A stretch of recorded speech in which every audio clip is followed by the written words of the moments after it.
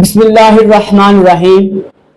عید الاضحیٰ کے موقع پر مین عبادت قربانی کی ہے، تو آج ہم قربانی کے بارے میں جاننے کی کوشش کرتے ہیں۔ سب سے پہلے قربانی کی تعریف کرتے ہیں۔ قربانی ایک مالی عبادت ہے، یعنی خاص دن میں خاص جانور کو اللہ کے لیے ثواب کی نیت سے ذبح کرنا قربانی کہلاتا ہے۔ اب قربانی کس شخص پر واجب ہے؟ قربانی ہر اس مسلمان پر واجب ہے جو آزاد ہو، جو مقیم ہو اور جو مالک نصاب ہو۔ اب مالک نصاب سے کیا مراد ہے؟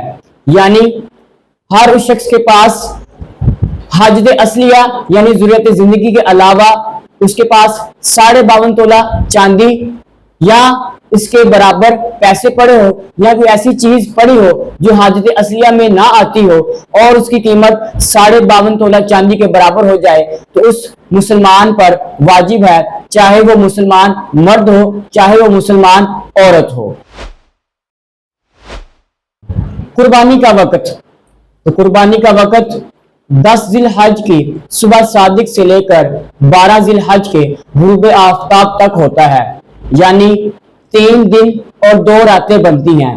10 ذی الحج کی صبح کو کرنا سب سے افضل ہے، لیکن اگر کوئی شخص 12 ذی الحج کی غروب آفتاب تک کر لیتا ہے تو اس کی قربانی ہو جائے گی، اس کے وقت کے اندر ہی ہو۔ قربانی میں شرکت کرنے کے مسائل۔ اب جس شخص پر قربانی واجب ہو چکی ہے تو اس پر ایک بکرا یا بھیڑ وغیرہ ذبح کرنا واجب ہے۔ اگر کوئی شخص بڑا جانور یعنی اونٹ، گائے، بھینس وغیرہ میں حصہ ڈالتا ہے تو اس کے 7واں حصہ اس پر واجب ہے، اس سے کم جائز نہیں۔ اب اس میں کچھ پوائنٹ ہے جو انشاءاللہ ہم سیکھنے کی کوشش کرتے ہیں۔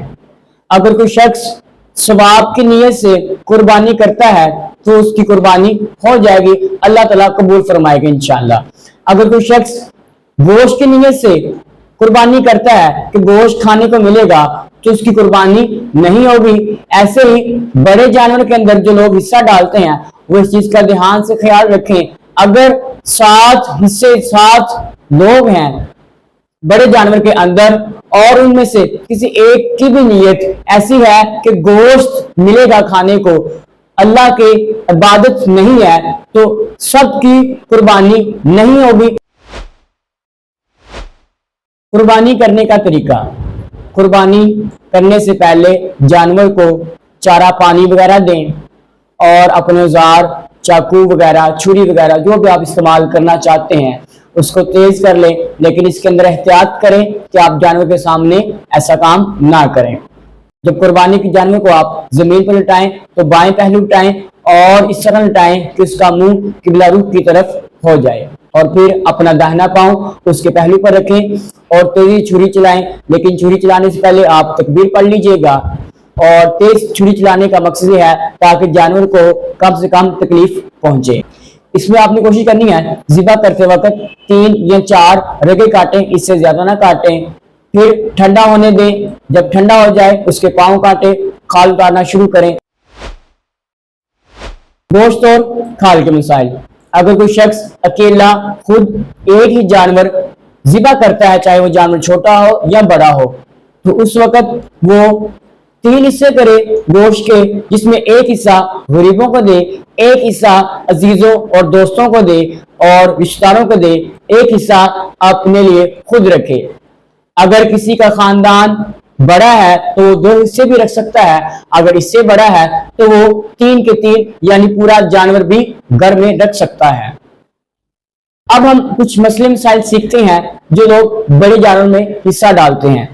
حصہ ڈالنے کے بعد گوشت تقسیم کرتے ہیں، یہاں پر ایک غلطی یہ کرتے ہیں کہ شروعات میں تول کر لیا کہ اتنا اتنا تمہارے مثال کے طور پر 10 کلو آ گیا، اب کچھ رہ جاتا ہے، وہ کیا کرتے ہیں اندازے سے 2 بوٹیاں ادھر 2 ادھر 2 ادھر 7 میں 2 تقسیم کر دیتی ہیں، پھر کچھ بچ گئی تو پھر ایک اس طرح کر کے وہ ڈیوائیڈ کرتے ہیں، لیکن یہ غلط ہے کیونکہ یہ 7 جو حصے ہیں ہر ایک کو حصہ اس کا ملنا तोल कर मिलना हक के शरअ है, यानी शरीयत का हक है, और शरीयत का हक अंदाजे से पूरा नहीं किया जाता बल्कि तोल कर किया जाता है। यानी अगर आपके पास थोड़ा भी गोश्त बचा है तो उसको भी तोल कर 7 हिस्सों में तकसीम करें। कुर्बानी वाले जानवर की रस्सी वगैरह और खाल वगैरह आप सदका करें। अगर आप खाल को खुद इस्तेमाल करना चाहते हैं, यानी इससे कोई चीज बनाना चाहते हैं खुद, तो वो कर सकता है। अगर आपने उसको बेच दिया तो उसकी कीमत सदका करना वाजिब है। इसी तरीके से रस्सी या उसकी और चीजें जो आप जानवर में इस्तेमाल की थी उसको भी सदका करें। आजकल अक्सर लोग मदरसा वगैरह में खाल जमा करवाते हैं, ये भी तरीका दुरुस्त है। और कुछ लोग अगर बेचकर सवाब के नीयत से मदरसे में देने की नीयत से खाल को बेचते हैं तो उसकी कीमत मदरसे में दें, ये भी तरीका दुरुस्त है, जायज है। यहाँ एक और मसला है कि अगर कोई शख्स जानवर की खाल वगैरह ज़िबा करने वाले यानी कसाब को, कसाई को उजरत में देता है तो ये दुरुस्त अमल नहीं है। हाँ, अगर आप तोहफतन देते हैं, इसमें आपकी नियत उजरत की शुमार ना हो तो फिर ये भी दुरुस्त है। किन जानवरों की कुर्बानी हो सकती है? ऊंट, गाय, भैंस, बकरा, भेड़, नर, मादा, खस्सी, गैर खस्सी, सबकी कुर्बानी हो सकती है। दुम्बा भी भेड़ में दाखिल होता है। और इसी तरीके से वैश्य जानवर जैसे हिरन, नील गाय, बारहसिंगा वगैरह, इनकी कुर्बानी जानवरों की नहीं हो सकती। ऊंट कम से कम 5 साल, गाय भैंस वगैरह कम से कम 2 साल, बकरा भेड़ वगैरह कम से कम 1 साल का होना चाहिए। अगर इससे कम उम्र होगी तो वो नाजायज होगा, अगर इससे ज्यादा है तो भी दुरुस्त है। हाँ, अगर दुम्बा या भेड़ वगैरह 6 माह का है लेकिन देखने से मालूम होता है कि साल भर का है तो उसकी कुर्बानी हो सकती है। कुर्बानी का जानवर कैसा होना चाहिए? कुर्बानी का जानवर मोटा, ताजा, अच्छा होना चाहिए, बेऐब होना चाहिए। और अगर उसके अंदर थोड़ा सा ऐब है तो हो जाएगी लेकिन मकरूह है, लेकिन अगर ज्यादा ऐब है तो कुर्बानी होगी ही नहीं। इन तमाम में अगर किसी का कोई सवाल है तो वो कमेंट में सवाल पूछ सकता है, इंशाल्लाह उसको जवाब जरूर मिलेगा।